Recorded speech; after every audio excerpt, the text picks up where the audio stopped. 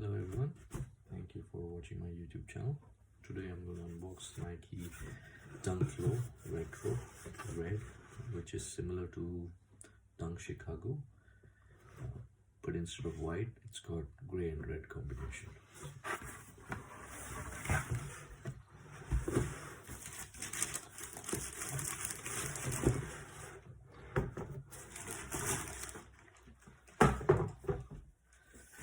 This is my first ever dunk and I like this color a lot.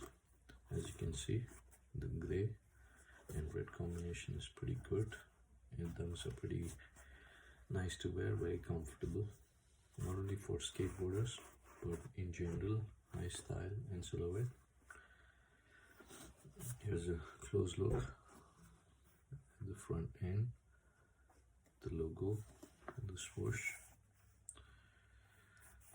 the midsole, outsole which is red, and I pretty much like what I see.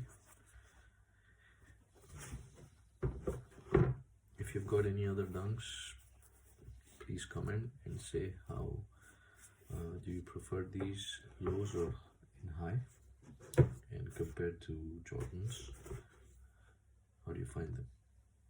Thank you again for watching.